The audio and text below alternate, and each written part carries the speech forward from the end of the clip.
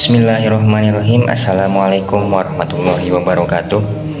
Yang terhormat Ibu dosen Imaslul Jannah sebagai dosen pengampu mata kuliah Ulumul Hadis, dan kepada kawan-kawan semua yang menonton video ini. Langsung saja perkenalkan, nama saya Naizak Ramadan, Prodi Ilmu Al-Quran dan Tafsir, Fakultas Usuluddin dan Pemikiran Islam, UIN Sunan Kalijaga. Tanpa berbasa-basi, di sini saya akan menyampaikan suatu pembahasan dengan tema pengertian-pengertian dasar dalam ilmu hadis. Cus, langsung saja. Yang pertama, pengertian hadis. Hadis secara bahasa berarti lawan dari kata qadim yang artinya dahulu. Hadis secara terminologi, para ulama baik muhaddisun, usuliyun ataupun fuqaha merumuskan pengertian hadis secara berbeda-beda. Perbedaan pandangan tersebut lebih disebabkan oleh terbatas dan luasnya objek tinjauan masing-masing yang tentu saja mengandung kecenderungan pada aliran ilmu di dalamnya. Yang pertama yaitu ulama muhaddisun mendefinisikan hadis sebagai berikut. Hadis adalah segala sesuatu yang diberikan dari Nabi Shallallahu Alaihi Wasallam, baik berupa sabda, perbuatan, takrir, sifat-sifat maupun hal ihwal Nabi Shallallahu Alaihi Wasallam. Ulama hadis menerangkan bahwa yang termasuk hal ihwal ialah segala pemberitaan tentang Nabi Shallallahu Alaihi Wasallam seperti yang berkaitan dengan himmah, karakteristik, sejarah kelahiran, dan kebiasaan-kebiasaannya.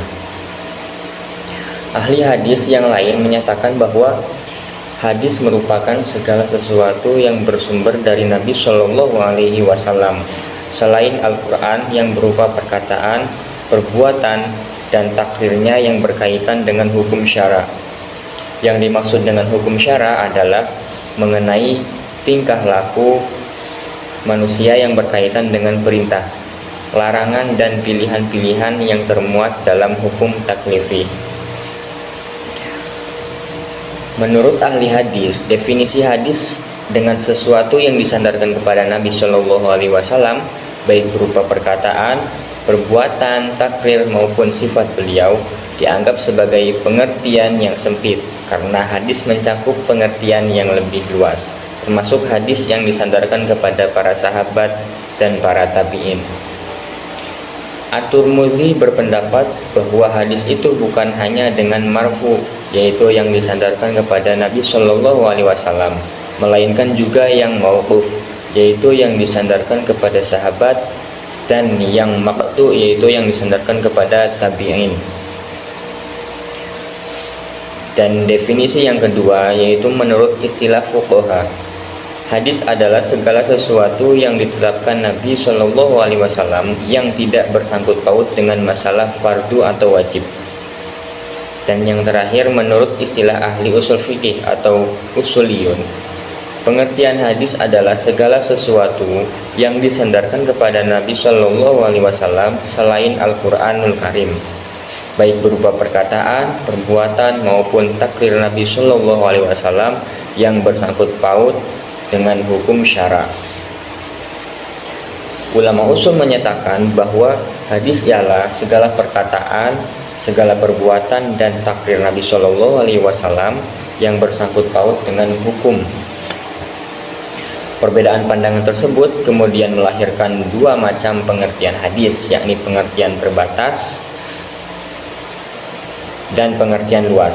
Pengertian hadis secara terbatas sebagaimana dikemukakan oleh jumhur al-muhaddisun adalah sesuatu yang dinisbatkan kepada Nabi Shallallahu Alaihi Wasallam berupa perkataan, perbuatan, takrir, dan sebagainya. Dan yang selanjutnya yakni pengertian sunnah.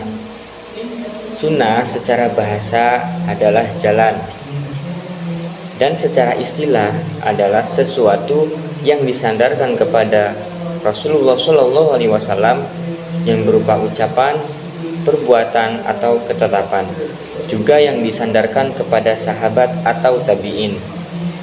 Maka sunnah menurut definisi ini sama dengan hadis dengan pengertian di atas. Menurut pendapat, hadis itu khusus untuk ucapan dan perbuatan Rasulullah Shallallahu Alaihi Wasallam, sedangkan sunnah bermakna umum, yakni berasal dari sahabat, tabi'in atau lainnya. Selanjutnya yakni pengertian asar. Asar menurut bahasa adalah puing-puing bangunan. Menurut istilah, asar memiliki dua definisi. Yang pertama, asar sama dengan definisi hadis. Berdasarkan pendapat Imam Nawawi bahwa para muhaddisin menamakan hadis marfu dan mauquf dengan nama asar. Yang kedua, asar adalah ucapan dan perbuatan yang datang dari sahabat. Dalam arti, asar adalah hadis mauquf, yakni berasal dari sahabat. Barangkali alasannya bahwa asar adalah bekas-bekas sesuatu, sedangkan khobar adalah sesuatu yang diberikan, ketika ucapan sahabat adalah bekas dari sabda Rasulullah Shallallahu Alaihi Wasallam. Dan pokok semua khobar adalah dari Rasulullah Shallallahu Alaihi Wasallam. Maka pantas bila ucapan sahabat disebut asar dan ucapan Al-Mustafa Shallallahu Alaihi Wasallam disebut khobar.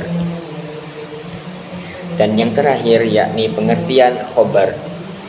Khobar menurut bahasa adalah berita, yaitu lawan kata insya, ucapan yang tidak mengandung benar dan salah. Menurut istilah, khobar memiliki tiga definisi. Yang pertama sama dengan definisi hadis. Kedua, khobar adalah sesuatu yang datang dari selain Rasulullah Shallallahu Alaihi Wasallam, sedangkan hadis berasal dari Rasulullah Shallallahu Alaihi Wasallam. Beranjak dari perbedaan ini, ulama yang berkecimpung dalam hadis disebut muhaddits, sedangkan yang berkecimpung dengan tarikh dan sejenisnya disebut akhbari. Dan yang ketiga yaitu hadis lebih khusus daripada khobar. Maka bisa dikatakan setiap hadis adalah khobar dan belum tentu setiap khobar adalah hadis. Nah, dari keterangan ini maka menjadi jelas bahwa kata sunnah, hadis, khobar, dan asar adalah lafaz-lafaz sinonim untuk makna yang satu, yaitu segala hal yang disandarkan kepada Rasulullah Shallallahu Alaihi Wasallam, baik berupa ucapan, tindakan, ketetapan maupun sifat-sifat beliau, atau yang disandarkan kepada para sahabat dan tabi'in. Konteks periwayatan dari Rasulullah Shallallahu Alaihi Wasallam, sahabat atau tabi'inlah yang membedakan pengertian istilah-istilah ini. Belum selesai nih teman-teman. Selanjutnya kita akan membahas tentang struktur hadis. Dalam struktur hadis ini terdapat 3 poin. Yang pertama yaitu sanad, kedua matan, dan ketiga rawi atau mukharij. Nah, mari kita simak baik-baik. Yang pertama yaitu pengertian sanad. Sanad adalah jalan yang menyampaikan kita pada matan hadis. Artinya, sanad adalah mata rantai periwayatan yang menghubungkan antara penulis hadis dengan generasi di atasnya hingga sampai kepada Nabi Shallallahu Alaihi Wasallam.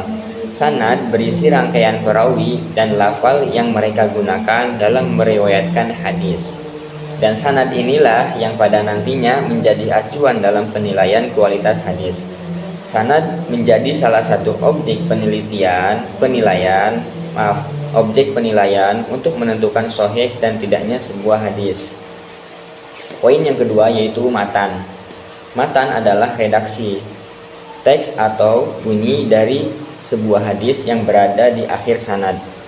Artinya, matan hadis adalah pembicaraan, teks, redaksi, materi berita yang dibawa oleh para perawi hadis yang berada setelah berakhirnya rangkaian sanad. Matan dapat berupa ucapan, perbuatan, ketetapan, ataupun sifat yang berasal dari Nabi apabila berupa hadis, ataupun dari sahabat dan generasi setelahnya bila selain hadis. Dan poin yang ketiga yaitu mukharrij atau biasa disebut rawi. Mukharrij adalah orang yang menyampaikan dan menuliskan dalam suatu kitab apa-apa yang pernah didengar dan diterima dari seorang guru. Rawi adalah orang yang menerima hadis dan menyampaikan pada orang lain. Menyampaikan hadis disebut dengan meriwayatkan hadis. Nah, mungkin hanya itu ya teman-teman. Setelah mengetahui dan memahami tentang pengertian hadis, sunnah, asar, dan khobar serta sanad, matan, dan mukharrij, semoga bisa menjadi langkah awal kita untuk lebih dapat memahami pengetahuan tentang ulumul hadis, di mana hadis sendiri merupakan dasar kedua setelah Al-Quran yang digunakan oleh umat muslim untuk memutuskan suatu hukum. Maka dengan itu patutlah kita untuk mempelajari dan mendalaminya. Jangan lupa subscribe, share, komen, and like. Sekian, semoga bermanfaat. Wassalamualaikum warahmatullahi wabarakatuh.